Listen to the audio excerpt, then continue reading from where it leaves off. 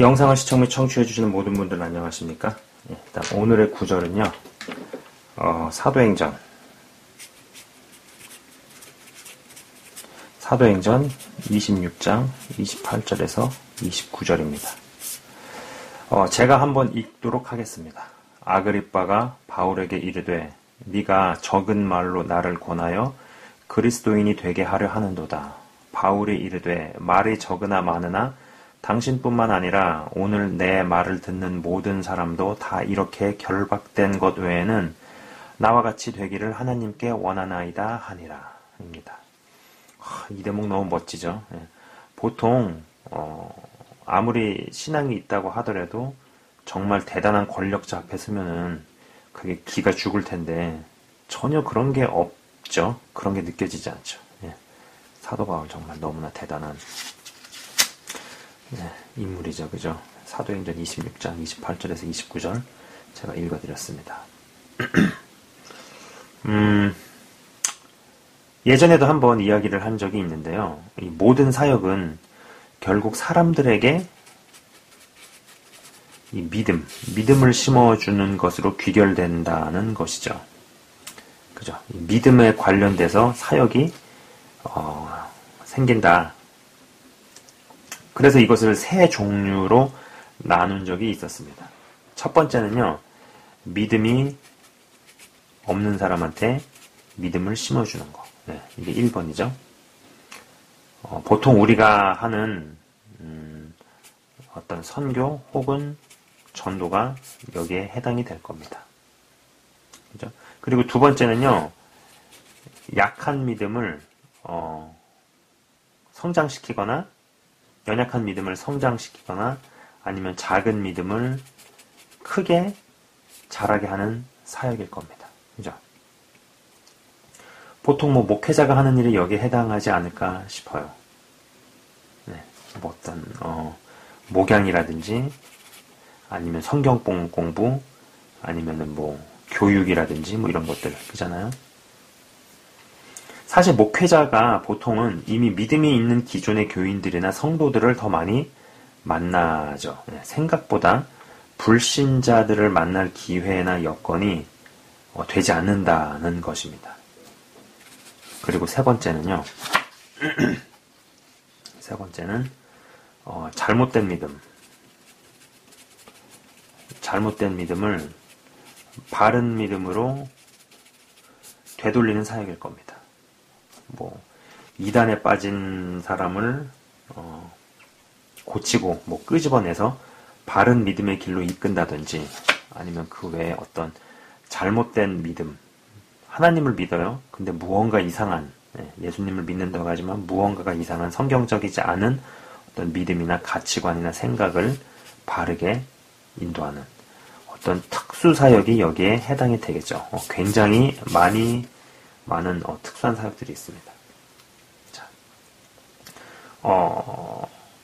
이처럼 믿음이 없는 사람을 믿음이 있게 만드는 거, 믿음을 심겨주는 거, 전도를 하거나 선교를 하거나, 그죠?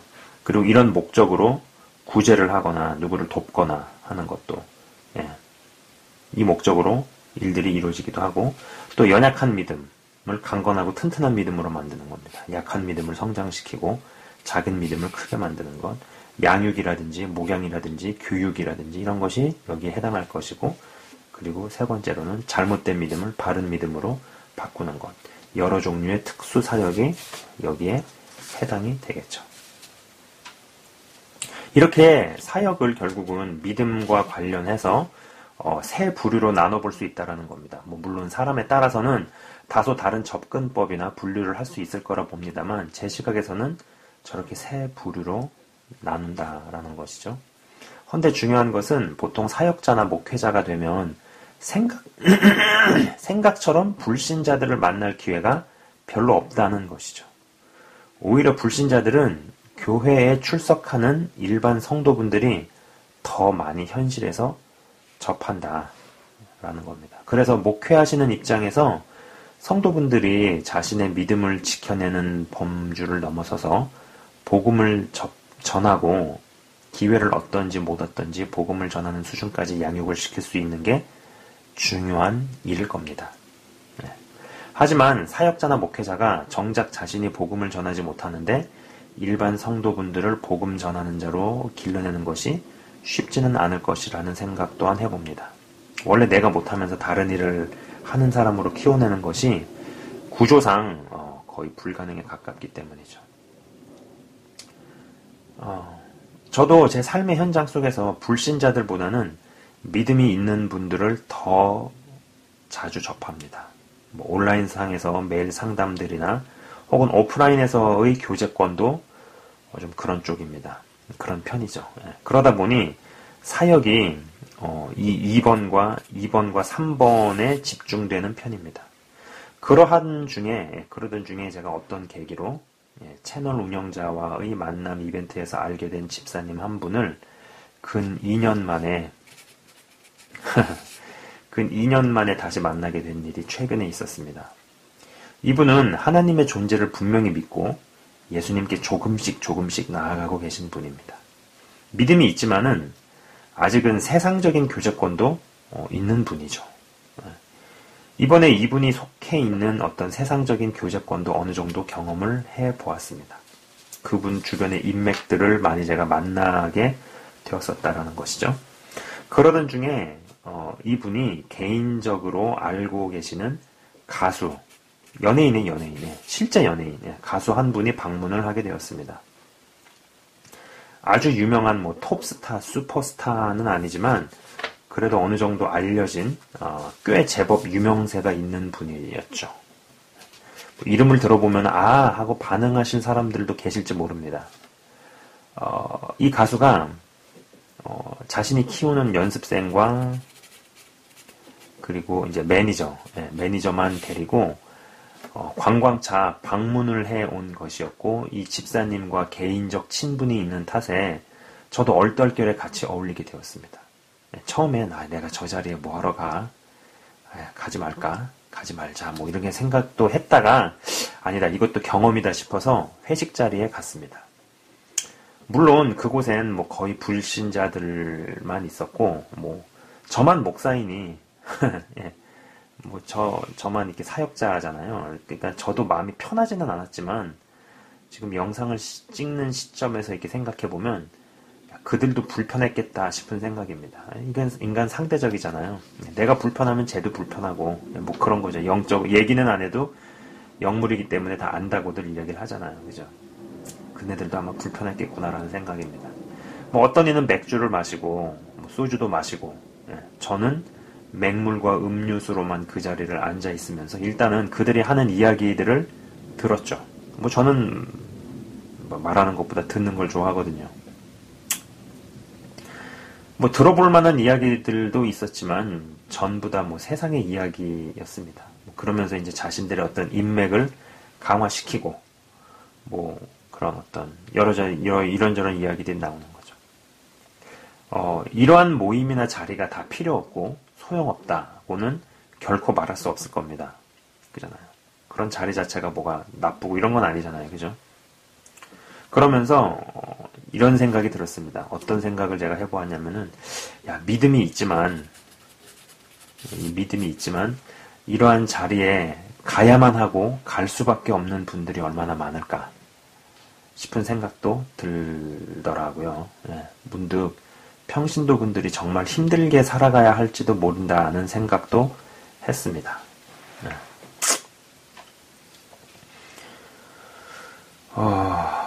두 번째로 그 가수와 이제 매니저 그리고 이제 연습생을 이제 그 집사님 댁에서 만나게 되었습니다.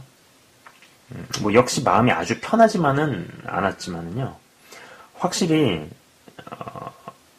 어떤 좀 충돌이랄까 그런 것이 느껴지는 것은 있었습니다. 이제 집에서 음식을 먹으면서 그들은 이제 맥주와 소주를 곁들여서 먹고 저는 음료수만을 먹으면서 주로 이야기를 듣고 있었습니다. 가수로 데뷔를 하고 어느 정도 뜨고 10년 이상을 그쪽 업계에 있으면서 나름 터득한 노하우에 대해서 이야기를 하는데 그 형제도 이렇게 천천히 가는 것에 대해서 감사한 마음이 있고 다지면서 가는 것이 낫다는 이야기를 하면서 무언가 빨리 뜨려고 하고 빨리 큰 성공을 하려는 후배들 보면 안타깝다는 이야기가 나왔다는 것이죠. 저는 뭐 연예 산업에 대해서 제가 뭐 전문가도 아니고 아는 바도 없지만 요새 연예인으로 뜬 사람들 중에는 자신의 실력과 능력보다는 어떤 기획사 빨로 뜨거나 아니면 너무 어린 나이에 크게 성공한 케이스들이 제법 있나 봅니다. 그런데 저는 이 형제가 이야기하는 것을 들으면서 아, 이 친구 롱런 하겠구나라는 생각도 들었고 분야는 달라도 어떤 원칙이나 원리가 동일하게 적용된다는 생각도 했었고요. 또 저 자신에게도 가끔씩은 무언가 빨리 이루고 빨리 되고 싶은 어떤 충동 같은 것에 대해 생각도 했었습니다. 그잖아요. 뭐 연예계도 결국은 뭐 사람들이 있는 곳이고 그 일도 사람이 하는 일이니까 어떤 본질적인 부분은 다르지 않을 거라라는 생각을 한다는 것이죠. 아마 목사님들이나 사역자들도 자신의 교회가 자신의 사역이 빨리 커지고 빨리 알려지고 뭐 빨리 유명해지고 이러한 마음이 없을까요? 없다면 거짓이죠. 예, 그러한 유혹은 누구나 받습니다. 예. 자신을 드러내고 싶은 마음이 커지면 무언가 조급해지고 빨라지는 법이죠. 이제 그 형제들이 맥주가 한 8캔 정도 들어가니까 막 속마음을 이야기하고 이런저런 이야기들이 나올 때 그 가수가 그 형제죠. 예, 형제가 한국에서 어린 여자 연예인이 자살을 했다는 이야기를 하더라고요. 그때 저는 그 자살이 어쩌면 어린 여자 연예인이 속해 있는 소속사가 프리메이슨의 최고위층에 속한 인사를 만나고 나서 어떤 협약식을 한 것과 연관이 있지 않겠느냐는 이야기를 꺼내기 시작했습니다. 예. 그러면서 그 일 이후에 뭐 소녀시대가 런 데빌 런이라는 노래를 발표를 하고 물론 그 노래가 무슨 뭐 리메이크 곡이라는 이야기도 있습니다만 어찌됐든지 가네요. 그리고 뭐 샤인이라는 그룹이 루시퍼라는 곡을 발표하고 뭐 이러면서 제가 자연스럽게 에스겔서의 이야기를 하기 시작했다는 것이죠. 그러면서 뭐 천지창조 이전의 이야기와 루시퍼가 천사 3분의 1을 데리고 반역을 한 이야기 등등을 하기 시작했습니다. 본인이 이제 가수이다 보니까 이러한 이야기를 듣기는 하는 것 같았습니다. 이야기를 하면서 저는 속으로 가수는 자신의 노래 제목처럼 인생이 가고 배우는 자신이 출연한 영화 제목대로 인생이 간다는 말을 언제쯤 하면서 이야기를 해나갈까라는 생각을 했다는 것이죠. 예, 또 그런 이야기를 꺼내면서 말에 대해서, 언어에 대해서 이야기를 자연스럽게 하면서 또 다른 어프로치, 또 다른 접근법으로 복음에 대해서 하나님 이야기를 하면 되겠구나라고 속으로만 이제 막 그 궁리를 하고 있었다는 겁니다. 그런데 이제 비록 시간이 안 돼서 말과 언어라는 주제로 복음에 대한 접근을 다른 방법으로 해보려던 시도는 무산이 되었죠. 이들과의 만남을 가지면서 믿음이 너무 연약하고 어릴 때는 방어적으로 자신의 믿음을 지키고 가꾸고 키워야겠지만 믿음이 어느 정도 자랐다면 물론 이러한 자리를 일부러 찾아다니면서까지 복음을 전해야 한다고까지는 생각하지 않지만은요. 근데 이게 또 이런 자리를 찾아다니면서 복음을 전하는 분들도 계시더라고요. 뭐 대표적으로 최근에 돌아가신 헨리 그루버라는 목사님께서는 처음에 이제 하나님의 은혜가 막 떨어졌을 때 바나 이런 데를 일부러 찾아다니면서 뭐 걔네들은 술 마실 때 자신은 뭐 음료수나 물 마시면서 앉아서 이제 복음을 전하고 그랬다고도 얘기를 하는데 그거는 이제 케이스 바이 케이스인 것 같아요. 네. 오히려 그러기 위해서 갔다가 오히려 안 좋은 영향을 받아가지고 술만 늘고 술만 배우고 뭐 이상한 것만 들어와가지고 이상한 영향을 받아서 할 거면은 안 가는 게 좋다는 얘기죠. 그죠? 전도하기 이전에 죄를 끊어야 되지 않겠어요? 하지만 그러한 것이 아니라면 믿음이 어느 정도 확고하고 좀 단단하게 자랐다 싶으면은 굳이 그러한 자리를 찾아다니면서까지 복음을 전해야 한다라고는 생각하지 않지만은요, 적어도 그런 자리를 피할 필요는 없고 음료수와 맹물로 버티다 보면 언젠가 예수님 이야기를 할 기회는 분명히 온다, 분명히 오겠구나 라는 생각입니다. 사도 바울도 예루살렘에서 복음으로 인해 감옥을 가고 거쳐서 아그리빠에게까지 서게 되었습니다. 아마 발언권이 주어졌을 때 할 이야기들이 많고 해줄 말들이 많아서 마음이 급하지 않았을까 싶은 생각입니다. 그리고 저는 처음에 여기는 내가 불편하고 내가 피하고 싶은 자리라고만 생각했는데 어떤 면에서는 그들이 나를 불편해하고 다른 의미에서는 그들 안의 세상령이 내 입에서 무슨 이야기가 나올지 두렵고 불편해한 것은 아닐까 싶은 거죠. 분명 우리가 일부러 저러한 자리를, 세상에서의 회식 자리를 의도적으로 찾아다니면서 복음을 전할 필요는 없다 봅니다. 자신도 모르게 영적인 능력을 상실하거나 거룩함을 잃을지도 모르기 때문이기도 하고 비둘기처럼 순결하기 이전에 뱀처럼 지혜로워야 하기 때문입니다. 하지만 어느 정도 단단해지고 전투력을 갖춘 사람들이라면 저러한 자리에서 맹물과 음료수로 버티고 있다가 생각지도 못한 상황에 오는 기회에 조금이라도 예수님 이야기를, 하나님 이야기를 해야 하지 않을까 싶은 거죠. 누군가 그 자리에서 버텼을 때 아마 복음을 듣는 사람도 있지 않을까 싶습니다. 데뷔한 지 상당한 시간이 된 연예인임에도 비록 줄을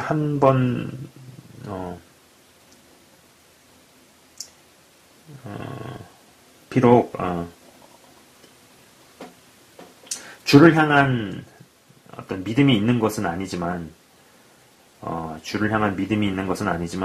중심을 지키려 하고 연예인 같지 않은 나름의 겸손함이 있는 그 형제가 주님께 돌아올 수 있으면 좋겠다. 주님께 돌아왔으면 좋겠구나 라는 생각을 해보고 또 기대를 해봅니다. 제가 그 형제를 만나면서 느꼈던 게 일단 되게 연예인 같지 않은 어떤 겸손함이 있었고 또 건전하더라고요. 상당히 건전하더라는 거죠. 그리고 그런 회식 자리 같은 거를 다 나쁘게만도 볼 수 없잖아요. 그죠? 그리고 또 그런 데를 가야지만이 뭔가 사회생활도 되고 회사 생활도 되는 경우가 아직은 많은 것 같습니다. 그리고 또 사역자나 목사님들 입장에서는 생각보다 불신자들을 접하는 기회가 많지 않다 보면은 어떤 그런 성도분들이나 이런 분들이 믿음을 가지고 믿음을 지키기 위해서 얼마나 고군분투를 해야 하는지에 대한 어떤 이해가 좀 떨어질 수도 있죠. 그래서 뭐하러 어울릴까 하다 그런 생각도 했지만은 아니다, 이것도 배움이고 기회라고 생각을 해서 회식 자리에 한번 가봤었죠. 많은 것을 좀 느끼고 생각을 해보았던 기회였던 것 같아요. 그래서 진짜로 이 사도 바울 얼마나 멋진가요. 당당하게 그렇게 적은 말이라도 얼마나 제한된 여건과 환경과 시간 내에서도 짧게 하나님 이야기를 하고 다시 오실 주님에 대해서 이야기하고 복음에 대해서 이야기를 하는 것. 우리 모두가 그럴 수 있는 사람들이 되었으면 좋겠습니다. 그리고 그러한 사람이 되도록 성령께서 운행을 하시고 하나님께서 계속적으로 한 분 한 분의 심령 가운데 일해 나갈 것입니다. 잠깐 기도하고 마치겠습니다. 하나님 아버지 감사합니다. 오늘 제가 연예인을 만나 이야기를 조금 잠깐 나누어 보았습니다. 하나님 아버지 우리 가운데 정말로 빛과 소금이, 세상에서 빛과 소금이 될 수 있는 그러한 믿음의 지경까지 나아가도록 하여 주옵소서. 우리는 분명히 주의 일을 음으로든 양으로든 직접적으로든 간접적으로든 해야 할 의무와 책임이 있습니다. 그러나 나의 어떤 정체성과 나의 어떤 거룩함을 상실당하고 오히려 어둠에 휩쓸려서 죄 가운데로 떨어질 바에는 하나님 아버지 주의 일을 안 하더라도 거룩함을 지키고 전도를 안 하더라도 죄를 끊어내고 내 믿음을 다지는 그러한 단계에서 머물게 하시고 그리고 그러한 단계를 넘어서고 믿음이 더 굳건하게 자라난 사람들은 힘든 자리를 일부러 찾아다니면서 복음을 전할 필요까지는 없겠다 할지라도 그래도 그러한 만남이나 부딪힘을 두려워하지 아니하고 주님 정말로 지혜로운 모습으로 버티면서 그러나 하나님께서 열어주시는 기회에 그들이 듣든지 아니 듣든지 하나님 이야기를 하고 복음을 전하고 예수님 이야기하는 것을 두려워하지 않을 수 있도록 인도하여 주옵소서. 우리의 믿음이 더욱더 자라나기를 원합니다. 실제적으로 하나님의 나라가 확장되는 일이 있기를 원하고 그것이 나의 입과 나의 어떤 몸을 통하여서 일어나는 일들이 있게 하여 주옵소서. 주님 감사합니다. 영상을 시청 및 청취하시는 한 분 한 분을 주의 이름으로 축복하며 기도합니다. 예수 그리스도 이름으로 기도드리옵나이다. 아멘. 지금까지 시청 및 청취해 주셔서 대단히 감사합니다.